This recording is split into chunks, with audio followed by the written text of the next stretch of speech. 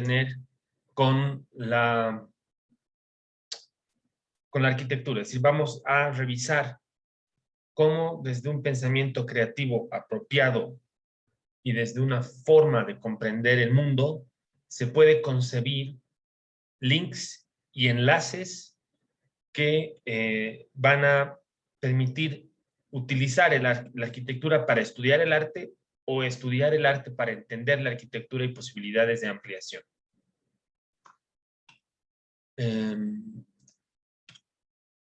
Como prólogo, como inicio, vamos a ver una obra personal que se llama Cielo Falso, en la que en el ingreso a la Galería de la Alianza Francesa, y esto ya hace 10 años,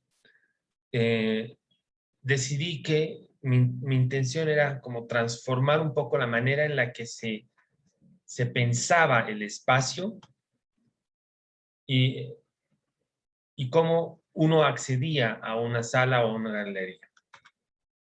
Entonces, mandé a instalar este cielo falso temporal, que fue después igual pintado, y por 3 semanas y media, casi un mes que duró la exposición, el ingreso a la galería de la Alianza Francesa estaba planteado a partir de este cielo falso. El otro objetivo tenía que ver con habilitar la posibilidad de comprender qué es lo que sucede dentro del espacio del cielo falso. Y esto era lo que sucedía ahí adentro.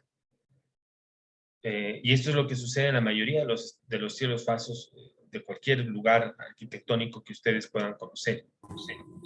Lo que por debajo funciona así y queda blanco, por arriba, dentro de ese espacio intersticial que existe entre la viga y el espacio que todos conocemos, son estos elementos metálicos que están puestos ahí. Me interesaban esas dos cosas. Y aquí se puede ver el objetivo real de todo esto era tener así estos 3 agujeros y todo este espacio que queda en gris cortaba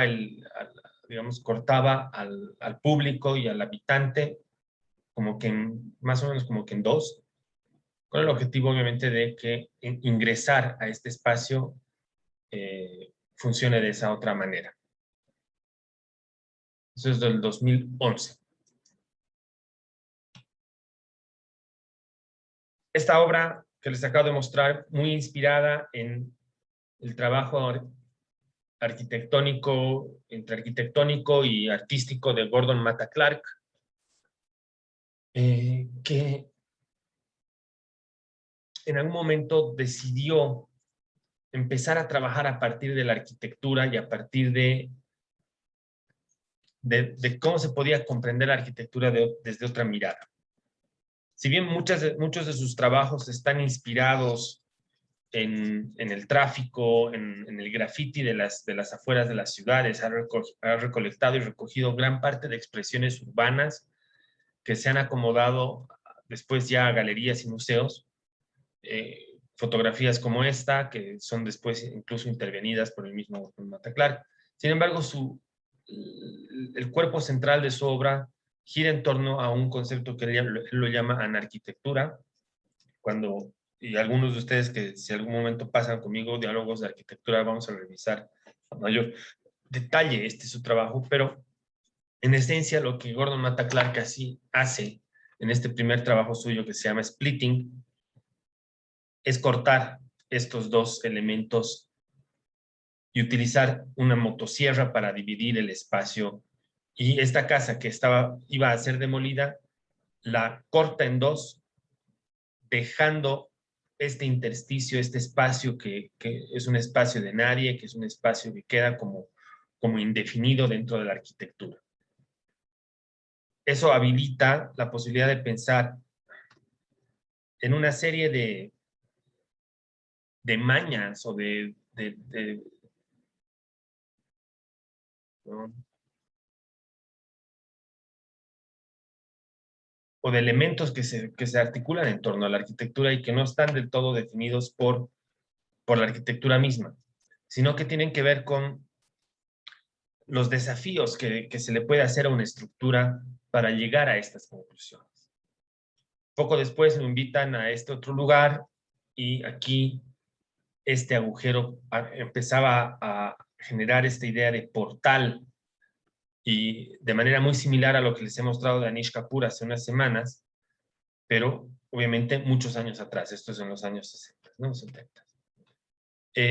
Su trabajo entonces va poco a poco a volverse más geométrico, va a empezar a entender todos los elementos que giran en torno a la arquitectura, y si bien Gordon Matta Clark había sido en su momento y es también arquitecto, su búsqueda no solamente era por revelar la arquitectura, sino por revelar cosas que la misma arquitectura y la construcción esconden, ya sean las vigas, ya sean los elementos que quedan como que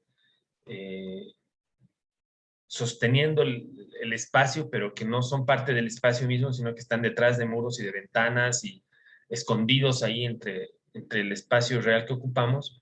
Y todos estos espacios negros, oscuros, que ahorita vemos en sombra, para él eran importantes de revelar.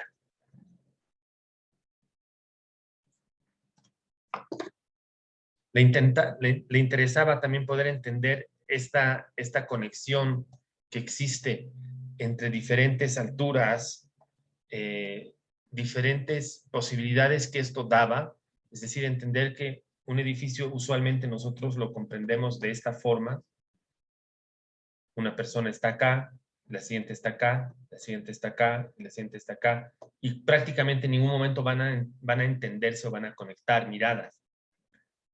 Al suprimir parte de las losas, lo que él está haciendo es establecer ese vínculo que puede existir entre una persona que está ahí abajo mirando y una persona que está aquí en un nuevo piso mirando hacia abajo.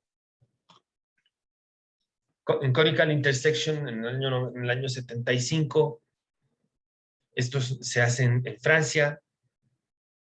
De repente también empezaba a importar la mirada hacia la ciudad y la mirada que la ciudad podía tener de vuelta hacia este tipo de espacios. Aquí lo que él hace es intervenir en los muros perimetrales, ya no solamente en los muros interiores, y genera la idea de que un cono invisible ha perforado un espacio, desarticulando y deshabilitando, digamos, todos los espacios intermedios. Líneas que cortan el espacio mediante diferentes estrategias. Estas líneas de luz están producidas por esos tajos que se generan entre las losas y que van a meter y dibujar con luz la superficie del terreno en la parte de abajo.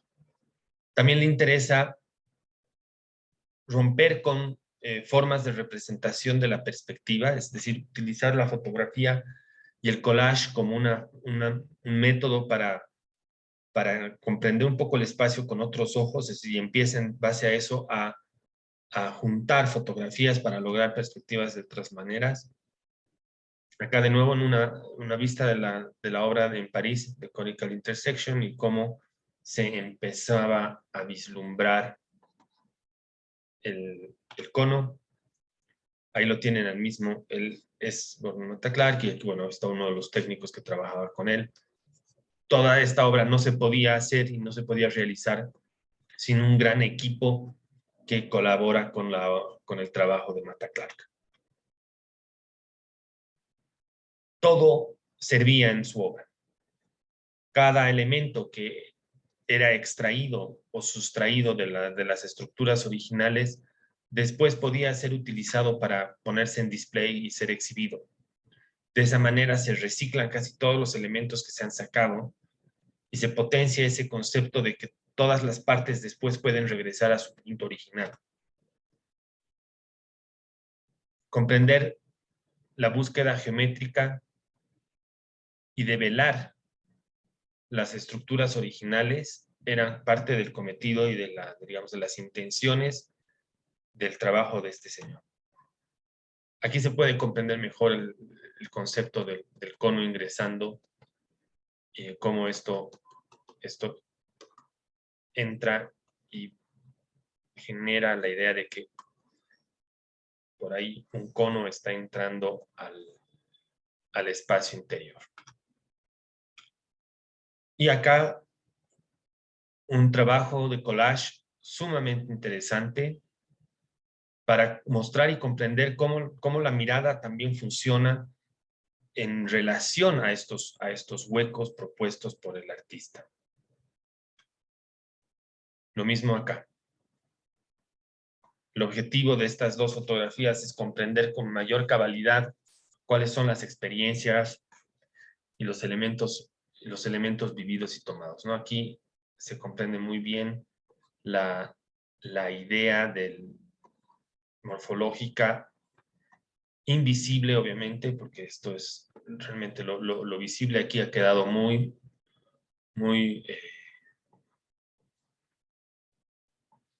enclaustrado y esta era la verdadera preocupación del artista. Cómo de repente cubiertas y losas podían comprenderse desde un mismo ángulo.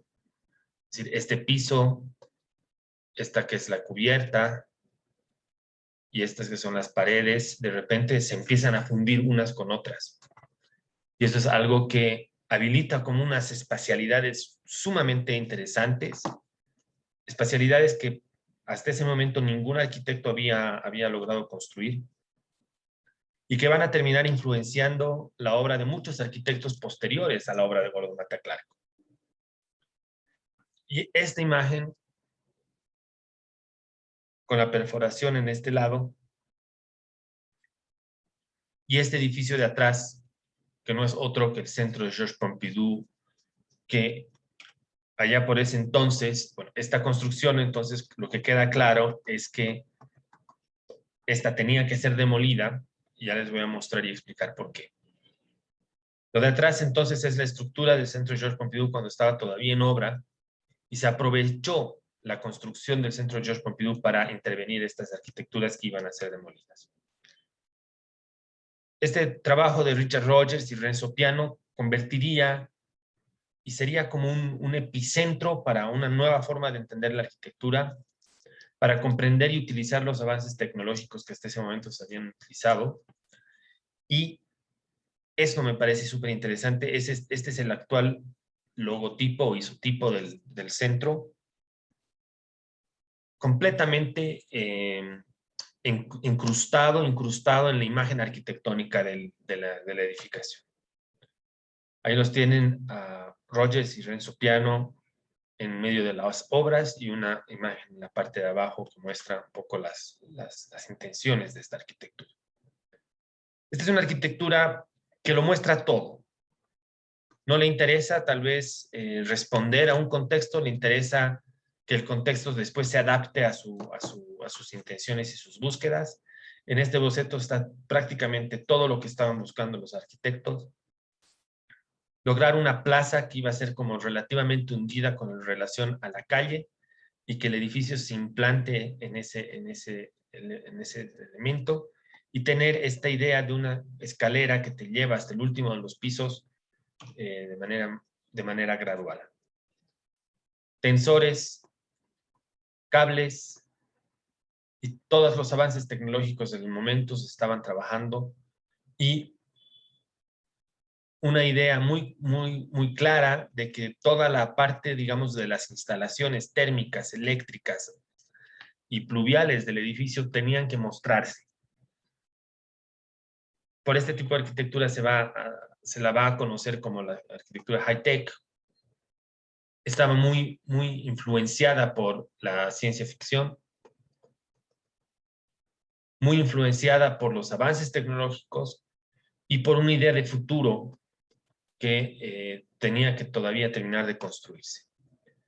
Así se ve el edificio desde la plaza y esta es la manera en la que se inserta en este barrio que es uno de los barrios, digamos, no de los barrios más antiguos de París, pero sí uno de los barrios antiguos, que era un barrio que estaba como relativamente venido a menos. ¿Qué es lo que sucede?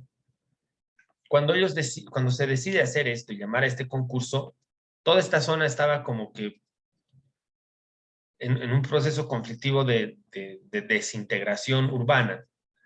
Entonces, el municipio decide borrar, prácticamente esa es la palabra, este manzano que funcionaba de manera muy similar a los que están viendo acá. De hecho, creo que eran dos manzanos. Eran creo que dos manzanos así y uno acá, con sus patios internos y demás. Entonces, ante la idea de que la ciudad iba a borrar dos espacios importantes, ¿qué es lo que se decide hacer o qué es lo que deciden los arquitectos hacer?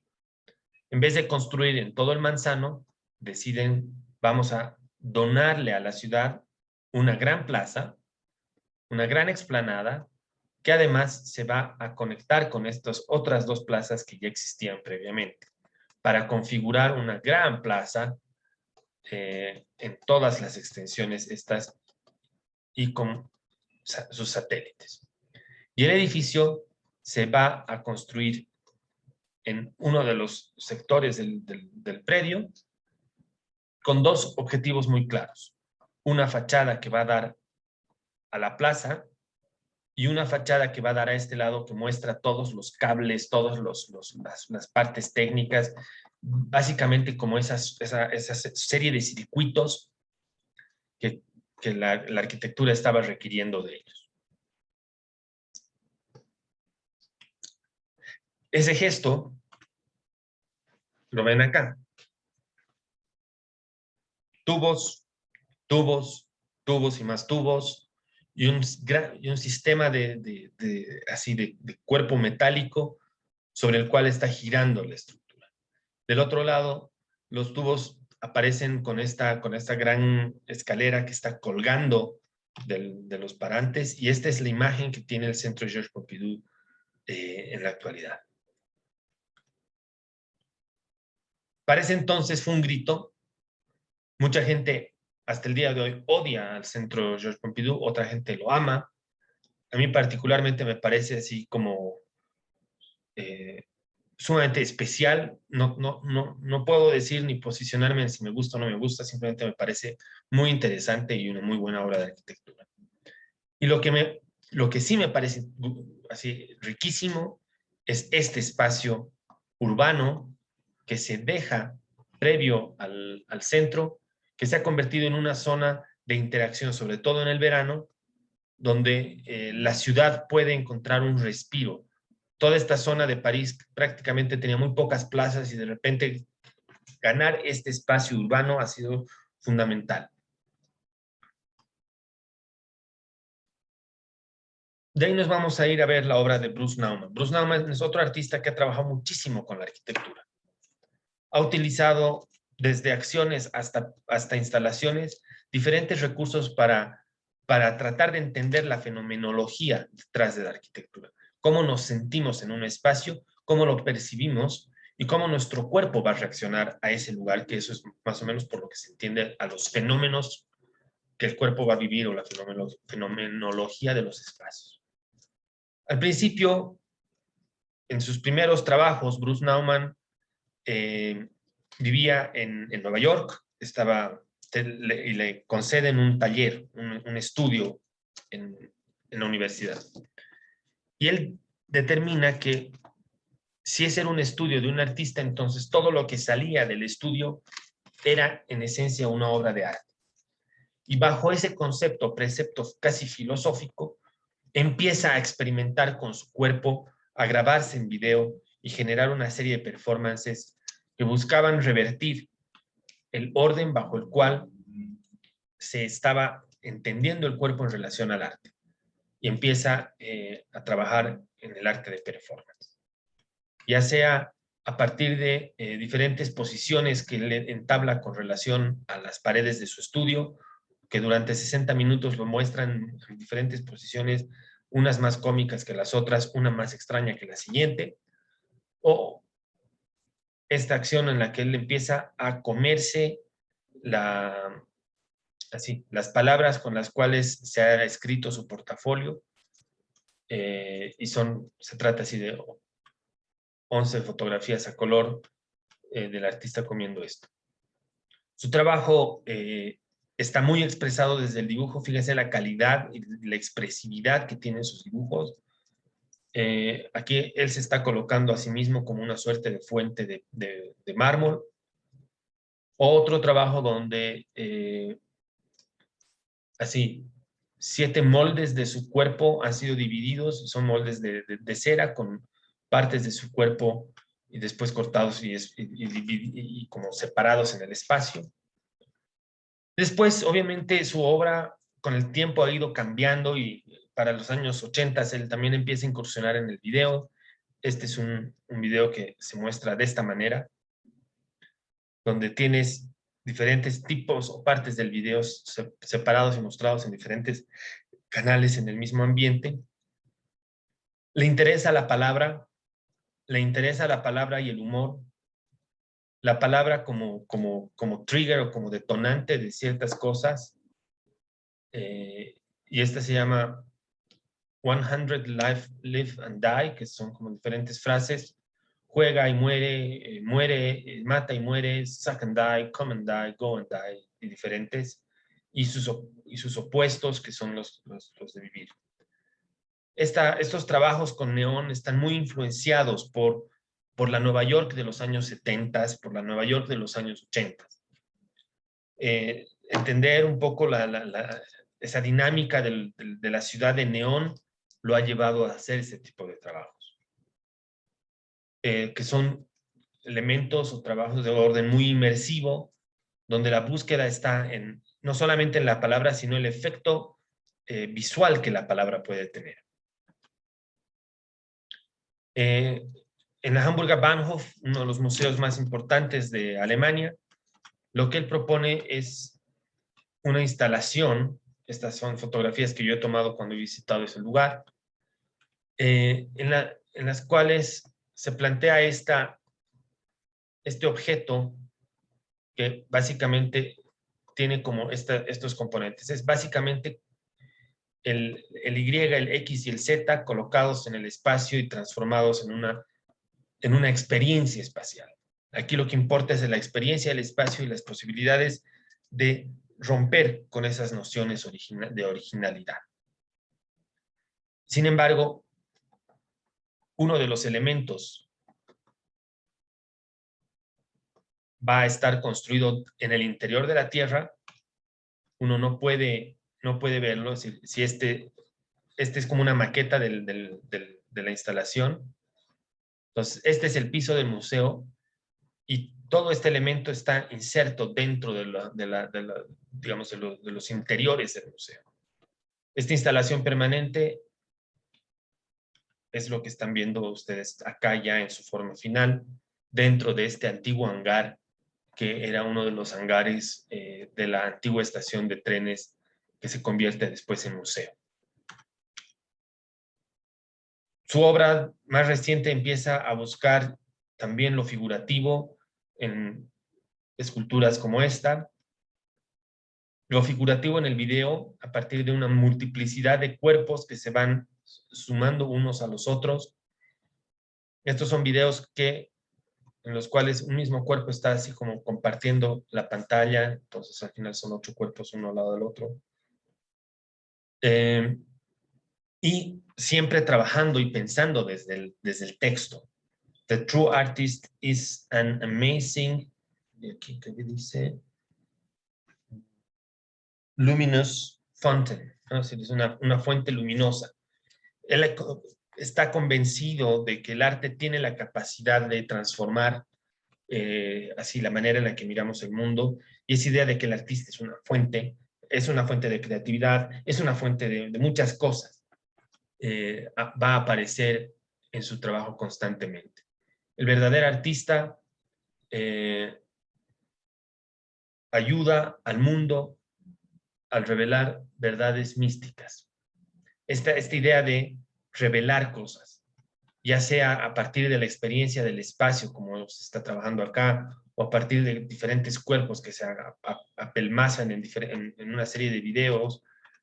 La idea central de la obra de Bruce Nauman es hacer pensar a la gente, ya sea al público o a uno mismo, es decir, en el sentido de él mismo está pensando. Esta pieza lo muestra inclinándose por el trabajo sobre los enrejados. Es una obra igual, sumamente arquitectónica. Y acá de repente ya empieza a... Aquí estamos retrocediendo un poco en el tiempo. Estas obras del 69 son las obras con las cuales él salta casi como que a la fama. Se trata de una serie de instalaciones donde la búsqueda estaba en entender nuevamente la idea del intersticio, la idea del espacio de corredor o el espacio apelmazado entre el cuerpo. Ya sea que esto implique lograr corredores que se cierran y que buscan que la gente trate de ir hacia el centro, o corredores paralelos como este que están viendo acá, la obra de Nauman siempre va a trabajar en esta etapa de su trabajo con ideas de espacio descentradas. ¿Y a qué me refiero con descentradas? Lo que se está descentrando es el papel y el rol del cuerpo. El cuerpo de repente no está en el lugar donde tiene que estar. El cuerpo quisiera estar tal vez aquí, pero no puede. Entonces se queda en este lugar indeterminado, ni afuera ni adentro. Ahí está él en una de sus instalaciones. Estos eran los bocetos con los cuales él encarga la pieza. Y fíjense que aquí arriba dice la palabra performance corridor. La idea era que el cuerpo podía entrar y que sentirse apretado entre esas dos paredes era un fenómeno tan importante que podía develar verdades dentro de la espacialidad, dentro de esa experiencia del espacio. Esta persona que está parada entre estas dos paredes podrá experimentar y sentir cosas que no va a sentir aquí afuera, pero que solamente en este lugar iluminado y en este lugar entre dos muros son posibles de comprender. En este otro trabajo lo que se hace es poner una cámara. La cámara está en algún lugar aquí del techo, y la persona entra, y a medida que entra, la cámara lo está filmando y mandando con unos segundos de delay imágenes a estas dos pantallas. Una llega antes, la otra llega después. De tal manera que para cuando uno llega aquí adentro, se ha podido ver en diferentes tiempos, pero en el mismo espacio. Entonces, esa idea de cómo seduzco al público para que ingrese eran centrales en el trabajo de Bruce Nauman. O cultivar o cautivar o intentar buscar esta idea de curiosidad que puede dar el mirar a través de la rendija, el mirar a través de estos espacios indeterminados. Su obra va a explorar constantemente diferentes nociones de la arquitectura, ya sea una columna que nace cuadrada, que en el medio se vuelve circular y en la parte final se vuelve triangular. En ese sentido, su obra también se acerca muchísimo a la escultura, pero a una escultura que se puede caminar, que se puede experimentar y que está muy, muy, muy, muy ligada a la arquitectura. Este trabajo de acá se trata de un cubo que está colgando del techo. Aquí se ven los cables de los que cuelga, absolutamente iluminado en el interior, y como el exterior no está iluminado, entonces realmente pareciera que flota. Y esa idea de que el cubo flote le parecía a Nauman como una cuestión así altamente filosófica. Y finalmente empieza a trabajar con sonido y cómo el sonido puebla los espacios en esta última instalación del 2009. Chris Burden, a diferencia de Bruce Nauman, y más o menos en tiempos similares, va a llevar al extremo esta idea del cuerpo en sus primeras acciones. Esta acción consiste en básicamente en un disparo al cuerpo. Este señor le dispara a este señor es Chris Burden, y el disparo le llega ahí, en el brazo. ¿Cuál era el objetivo de esta acción? El objetivo central era establecer, primero, hasta qué límites o hasta dónde puede uno llegar con la idea de la construcción de una noción del arte en su formato más extendido o expandido. Pero además va a poder plantear un poco de qué manera se establece un espacio o una suerte de espacialidad del cuerpo entre este primero que tiene el arma y este segundo que va a recibir el balazo. Y cómo la bala va a determinar esa distancia y ese, digamos, como intercambio. Muchos de sus trabajos bordeaban lo inimaginable. En algunos trabajos, por ejemplo, que lidia con la violencia y tiene asuntos de género no resueltos, lanza así como pequeños cuetillos, básicamente es lo que se puede decir, hacia el cuerpo de en ese entonces, su novia, Bárbara Perdón. En este otro caso se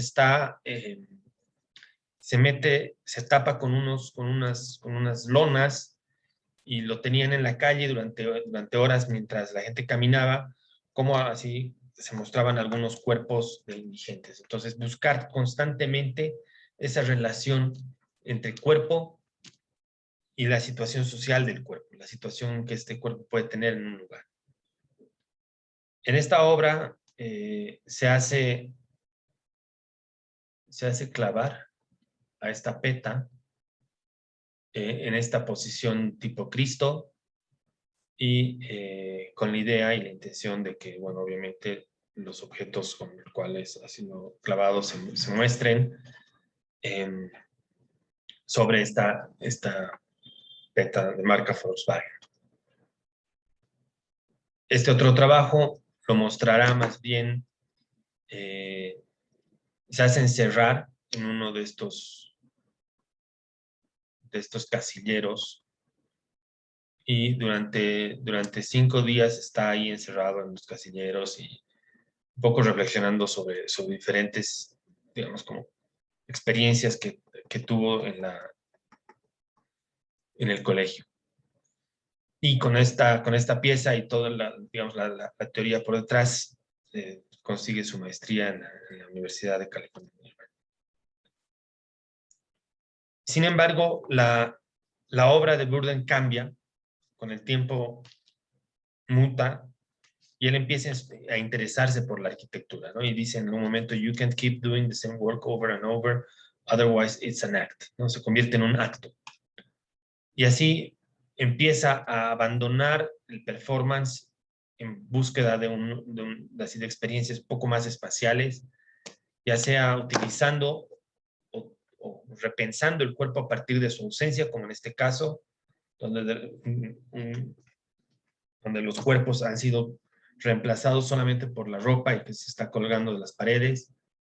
Empieza a interesarse igual por la escultura, buscar así equilibrios entre elementos de la naturaleza y los elementos técnicos que el hombre va creando, en este caso, comparar una piedra con un auto. Y esta obra del 2008 que se llama Urban Light, que es una instalación permanente y ya se ha convertido en una intervención arquitectónica en el espacio público, utilizando así luminaria urbana que tradicionalmente se encontraba en las calles de diferentes ciudades de Estados Unidos y que colocadas de manera serial unas al lado de las otras están generando una suerte de espacialidad arquitectónica. El trabajo hasta el día de hoy se muestra, está ahí en California y ha logrado convertirse en un lugar así de que la gente realmente lo visita con mucha asiduidad.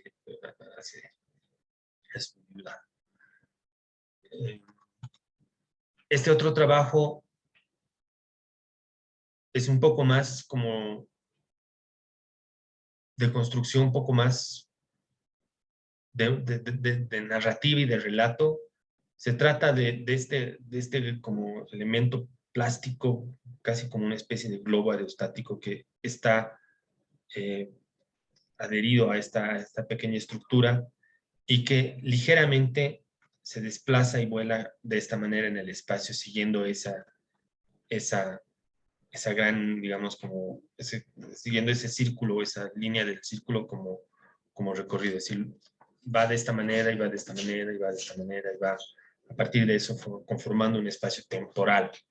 La temporalidad y la idea del tiempo se convierten también en una parte esencial de su trabajo.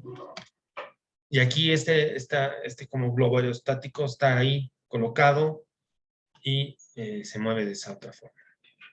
Esta otra es una obra y un comentario a la cultura de guerra de los Estados Unidos. Son una serie de barcos, portaaviones y submarinos que Estados Unidos ha puesto en el océano, y aquí una lista de todos estos elementos en la pared. La instalación es sumamente poderosa en ese sentido.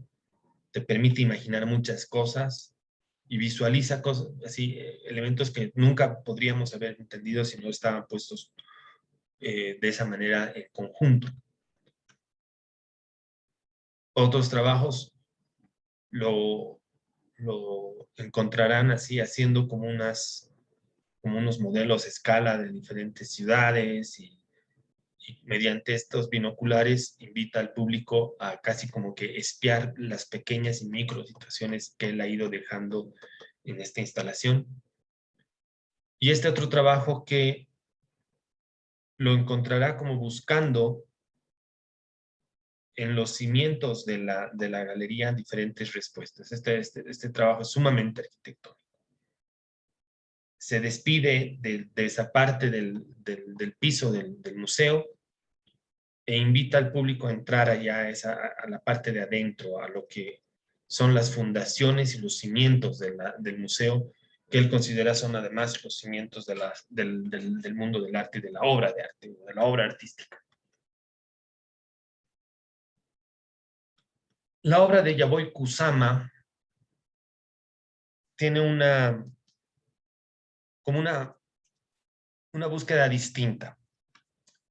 Yayoi Kusama le interesa el espacio infinito, pero el espacio infinito a partir de la comprensión de su obsesión particular, a partir además de unos desórdenes así tipo Asperger que ella tiene, y que la hacen crear todo el tiempo y constantemente a partir de los puntos. Cosas como esta. Mediante espejos, extiende la espacialidad hasta límites inconcebibles, se concentra en lograr conseguir una idea de espacio aumentado y extendido a partir de la percepción, y que los ojos sean capaces de construir nuevas realidades con eso que ella propone y eso que ella está regalando. Entonces, además de que estas calabazas plásticas están llenas de puntos, al multiplicarse con los espejos, realmente terminan convirtiendo todo esto en una experiencia que realmente está llamando a otro tipo de espacio, a otro tipo de habitante, a otro tipo de cuerpo. El cuerpo que va a estar acá no va a ser el mismo que va a estar por fuera de esta instalación. Constantemente en sus trabajos el espacio cambia, no solamente los objetos que ella introduce en el espacio, aquí está uno de los objetos, que es en esencia como una flor que está ahí, pero mimetiza todo, y con esas intenciones de repente los puntos empiezan a poblar todo el espacio. Aquí otro trabajo igual, trabajando los espejos como elemento central. O este otro donde ya los puntos se convierten así como si hubiera pasado por ahí el carnaval de Oruro y tuvieras así cientos de miles de puntos de mixtura suspendidos y pegados al espacio, pegándose a todo el mobiliario y a todo, digamos, a todo el uso que nosotros tradicionalmente le damos a un lugar. En estos otros trabajos también utiliza la idea del portal. Estas cajas son los únicos elementos que no tienen espejo dentro de la instalación, entonces te permiten como que mirar un poco hacia afuera, pero ese afuera se repite N veces porque el espacio mismo está repetido en N cantidad de ocasiones.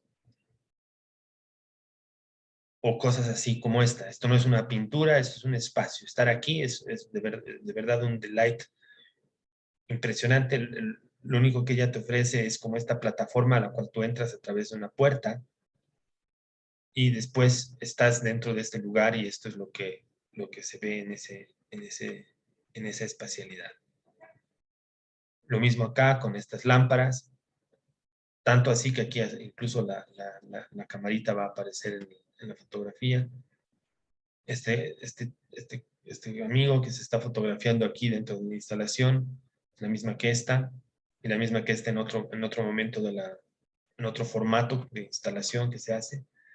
Todo esto se trabaja o lo ha trabajado Kusama con la intención de poder mostrar un poco al resto de la población esas sus miradas, esas sus visiones y esa mente inquieta que la ha hecho buscar en el espacio, en la arquitectura y en el arte, experiencias como esta. Y la palabra ahí es realmente experiencia. Dan Graham va a operar con otras búsquedas y estrategias. Utilizará también el espejo como conducto para repensar el espacio, pero aquí mucho más centrado en, en, en el doble. Y en el doble, ¿no? Porque en algunas de sus instalaciones se trabaja con esta idea del infinito. Entonces, ¿qué es lo que hace Dan Graham? Tiene un espacio y aquí pone un espejo y aquí pone un espejo. Todo el resto del espacio es blanco. Entonces, se genera, por ende, una serie de infinitos, porque este espejo va a reflejar lo que está en este espejo y viceversa. Entonces, se genera a partir de eso esta relación de infinitud, que es la que estamos viendo un poco acá.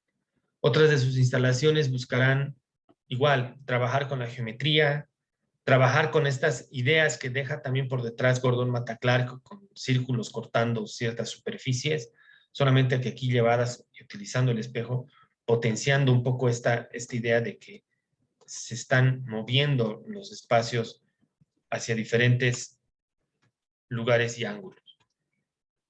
En estas otras instalaciones utiliza así vidrios curvos para generar corredores que van a reflejar el espacio entre sí, o grandes elementos así de circulares que están planteando esta idea de espacialidad.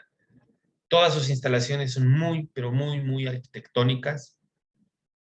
Le interesa mucho la arquitectura, pero no la arquitectura en términos de su funcionalidad más recalcitrante, es decir, vamos a hacer una casa, y la casa tiene un comedor, tiene una cocina, tiene unos dormitorios, tiene una sala, tiene baños, etc.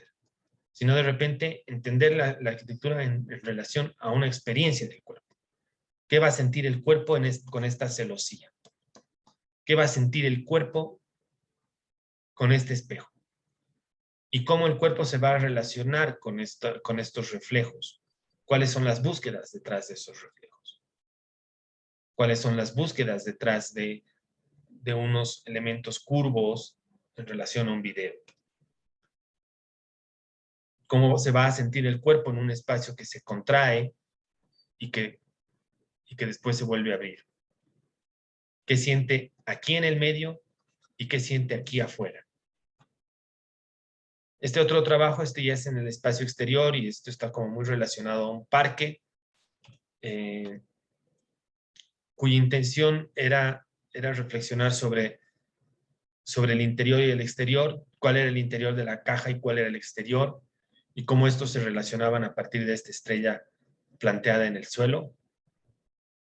Entonces, estas personas que están caminando en esta parte están caminando sobre esta fuente, pero la fuente igual tiene como unos puntos de acceso y todo esto trabajado en este espacio entre arquitectónico y escultórico colocado en el espacio público. No importa finalmente si las figuras son una ilusión, si son parte del simulacro fatal del arte de instalación.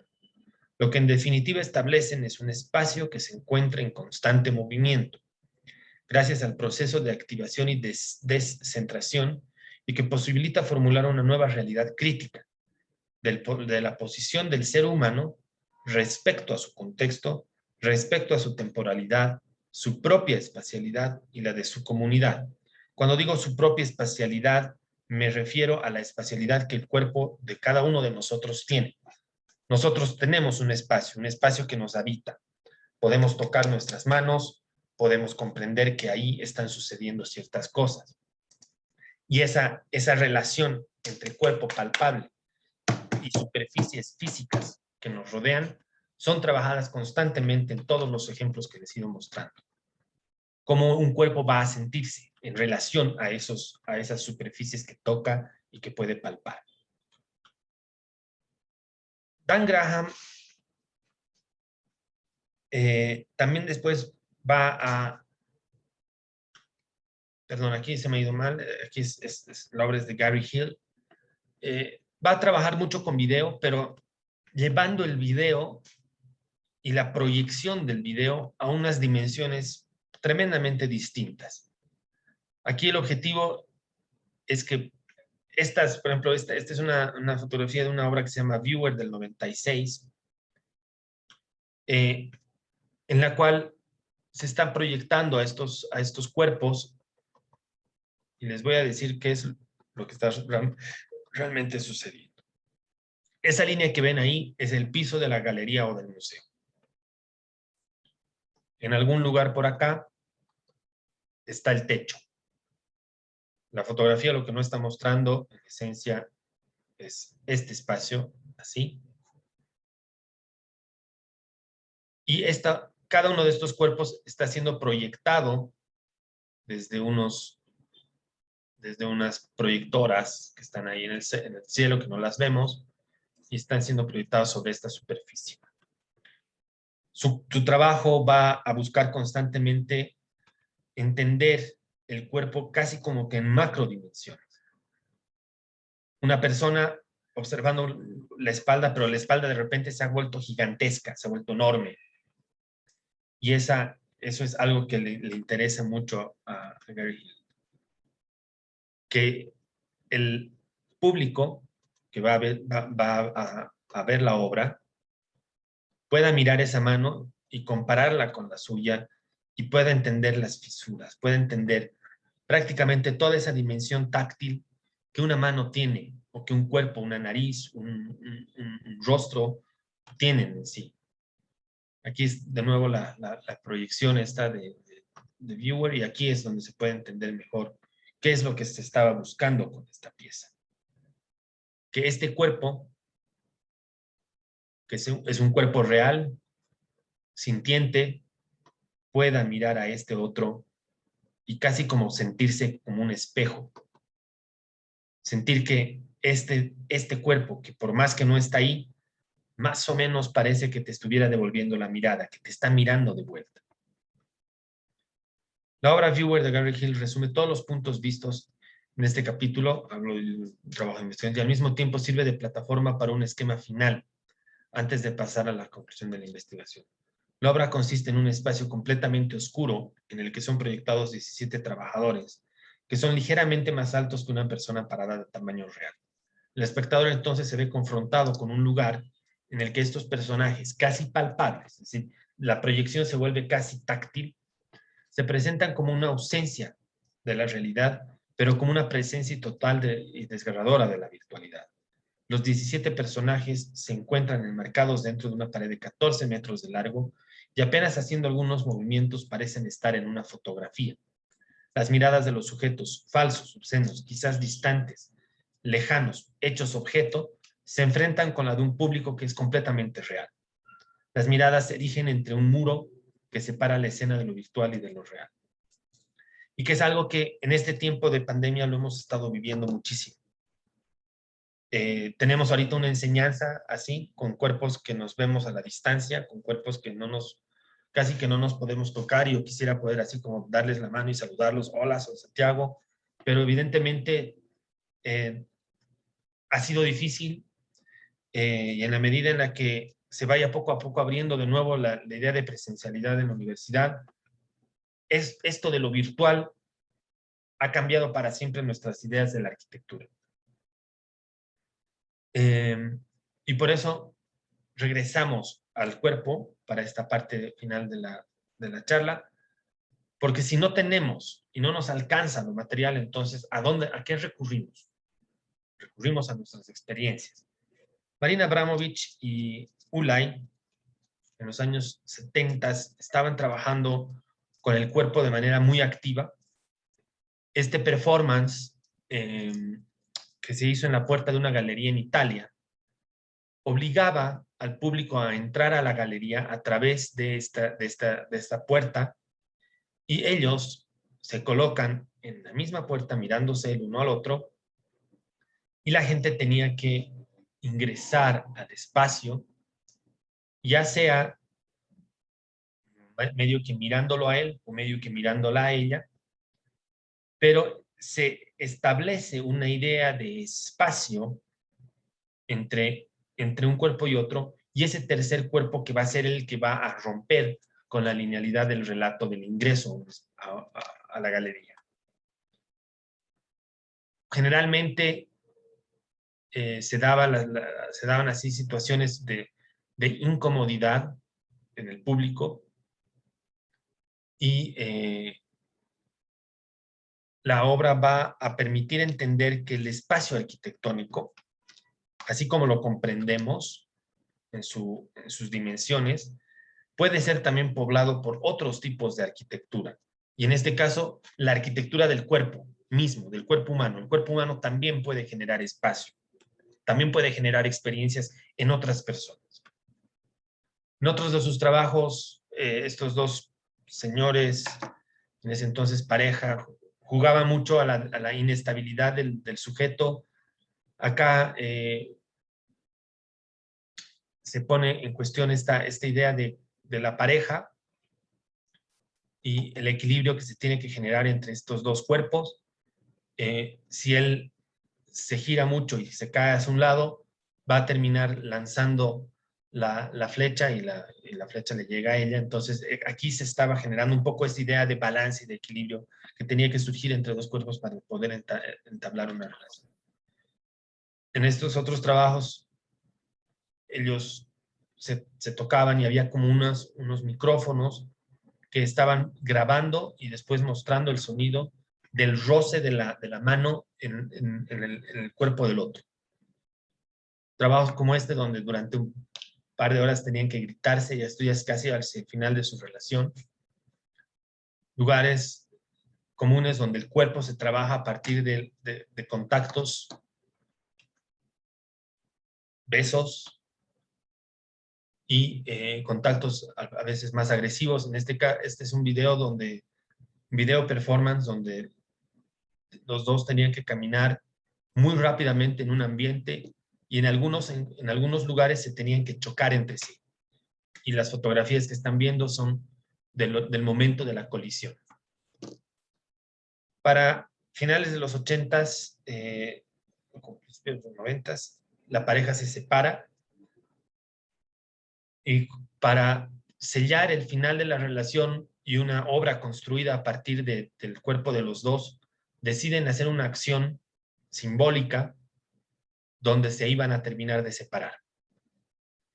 Ella llega caminando, digamos, de un lado de la muralla china, y él llega caminando de otro, y en un lugar, en medio del recorrido, se encuentran, se dan un beso y se paran. Ella sigue su ruta hacia allá, y él sigue su ruta hacia allá para terminar de caminar toda la muralla china en su completud. No se volverían a encontrar hasta el año 2010, cuando él visita una instalación y un trabajo retrospectivo que le hacen a Marina en el MoMA en Nueva York. Pero el trabajo que han planteado y la influencia que han tenido en toda una generación de artistas del performance no tiene como punto de igualación. Han permitido además comprender que el cuerpo es nomás como un sujeto de construcción de hechos políticos dentro del espacio público y que a partir de ese cuerpo se pueden construir muchos sentidos múltiples para comprender nuestra realidad. El trabajo de Rebecca Horn me parece importante con relación a la arquitectura por la idea de que el cuerpo no es suficiente para experimentar el espacio.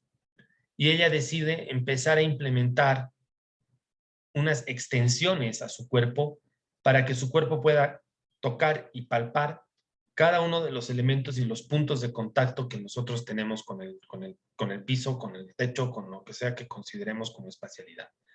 Entonces, si este es nuestro cuerpo y este es nuestro espacio primario, el espacio que podemos casi como que sentir en primera corporalidad a partir de nuestros sentidos del tacto, lo que ella plantea es que se genere una extensión de este que va a servir para comprender y sentir el espacio entero sin necesidad de que el cuerpo crezca físicamente, sino que se utilizan las extensiones para sentir y palpar ese.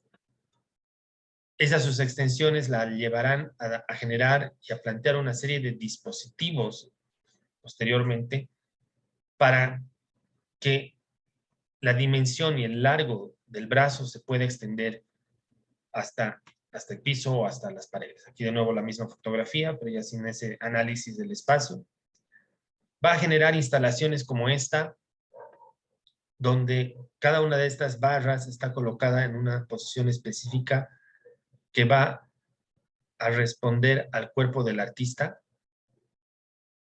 entender su morfología en sus verdaderas dimensiones, y que además va a permitir entender también un poco cómo esas dimensiones van a salir con relación a esto, ya que estas varas son movibles, es decir, se pueden acomodar al cuerpo de cada quien. Sus trabajos están pensados desde esa idea de que el cuerpo se puede convertir en una suerte de objeto cyborg que tiene esta cuestión entre la técnica y el cuerpo. Si lo técnico como elemento así que los seres humanos construimos y que le sumamos como capas a nuestro propio cuerpo. Y estos trabajos, en algunos casos, le permiten encapsularse a partir de cosas así. O en este caso, generar así la idea de que el cuerpo se puede convertir en un círculo. Ahí están los famosos guantes, los guantes de tipo extensión, o que le puedan servir como para generar la idea de que nos estamos prolongando hacia arriba y que el acto creativo y el hecho creativo no tiene límites en la construcción de un cuerpo alternativo y que esa información pensada en la arquitectura puede hacernos cambiar un poco la manera en la cual estamos diseñando. Estamos diseñando usualmente arquitecturas para cuerpos así, el cuerpo en su dimensión concreta. Y acá Rebecca Horn nos plantea qué pasa si de repente podemos empezar a concebir que los cuerpos pueden cambiar y pueden extenderse y que esa extensión es válida y puede estar planteando nuevas espacialidades. Y así como conclusión, hablo de esta idea de que la arquitectura al final termina siempre quedando ligada a una supremacía del objeto. El usuario y el espectador aparecen como agentes que pueden revolver el contenido de la creación. La pueden tornar dudosa o exitosa. Son ellos, el público, los que en realidad están planteando la necesidad de sembrar interrogantes alrededor de la práctica creativa en general.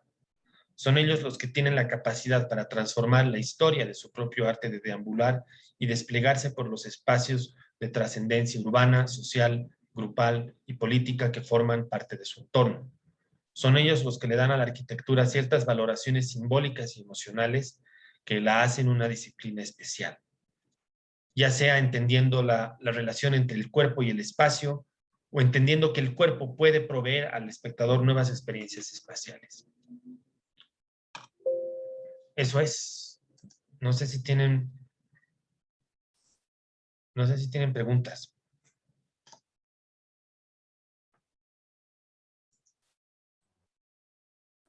Yo tengo una. ¿Cómo se llamaba la pareja, la última pareja esta?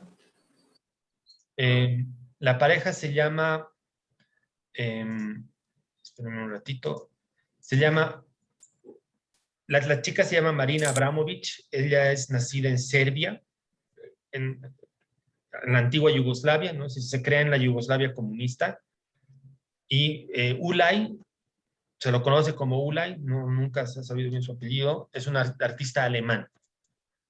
Y durante años ha sido pareja y los dos tienen una obra fantástica, pero definitivamente la obra que más me gusta de ambos es la que han generado en los años 70 en conjunto.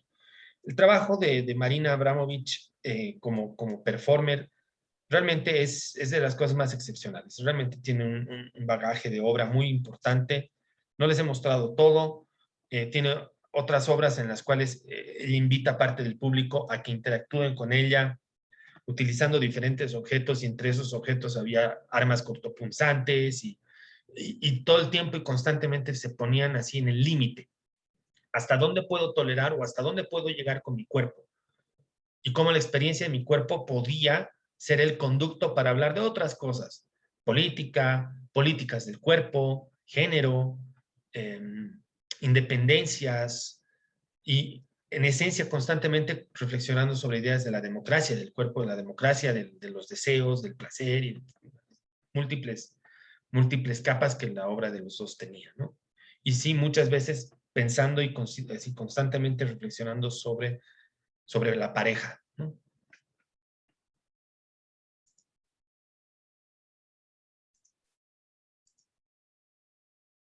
Mm, Les voy a pedir que en lo que queda de la clase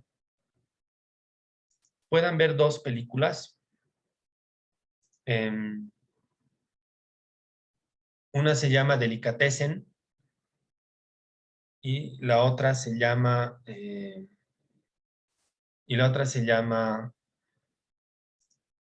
Blade Runner. Blade Runner la deben conocer y se las estoy dejando en el Neo. Y aparte les estoy dejando unos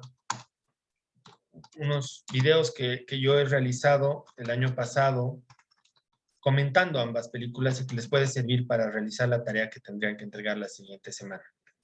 ¿Ya? Entonces, voy a ahorita mismo asignarles la tarea. Se trata de un trabajo, una parte del trabajo es como medio visual. Les voy a pedir que construyan algo eh, inspirados en la película Blade Runner. Y el otro es un trabajo escrito creativo donde van a escribir algo. ¿Ya? Les voy a subir la tarea ahorita mismo, de tal manera que puedan ahorita mismo verla y hacerme, si quieren, puedan hacer preguntas en el grupo WhatsApp, pero creo que la idea está como muy clara, eh, de tal manera que puedan trabajar al respecto. Entonces vamos a intentar. Les he dejado igual una serie de artículos que les puede servir para como que trabajar las ideas que les estoy proponiendo. Y en base a eso, la siguiente semana estarían entregando este trabajo, que es un trabajo importante en el semestre. 26 de octubre. Entregarlo hasta las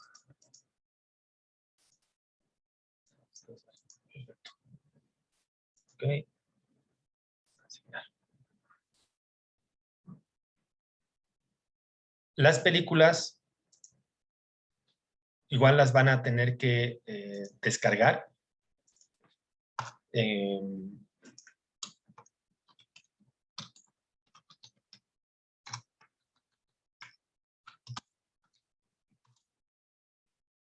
La de Delicatessen, asumo que...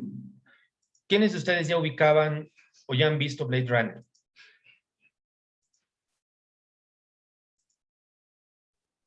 Yo la ubico por el nombre, pero no sé si la he visto.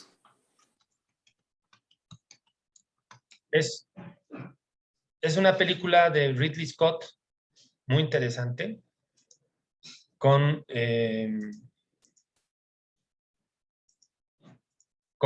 actuada por Harrison Ford.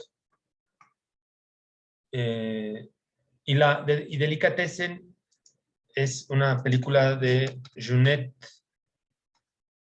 y Caro, que son unos realizadores franceses que después terminarían haciendo la película Amélie. No sé si Amélie sí la han visto o les suena. Amélie es como bien famosa. Entonces, sí, ahorita les voy a mostrar y nos vamos a ir un ratito al Neo.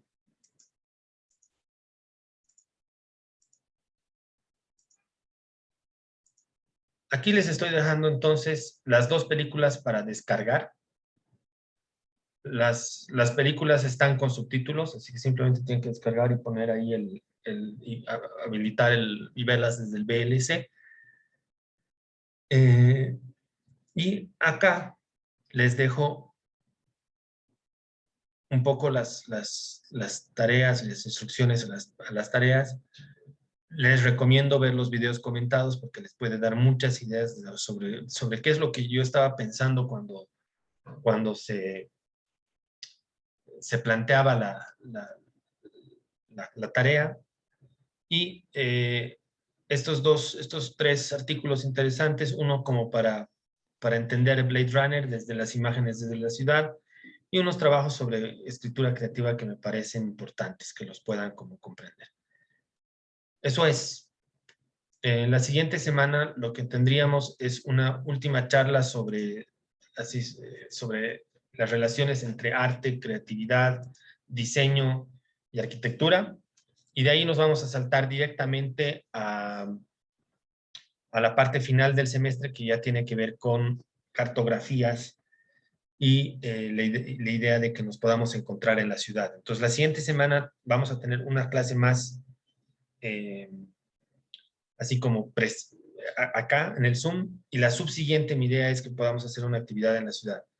Ya no sé si va a ser la actividad típica de caminar las laderas, pero me voy a ingeniar un sistema para que podamos realizar una actividad en relación a una otra tarea que les voy a pedir, que es escribir un texto eh, así como igual muy creativo, que lo vamos a leer en público, en el espacio público. Pero eso no les voy a comentar mucho, no quiero spoilear mucho ahorita.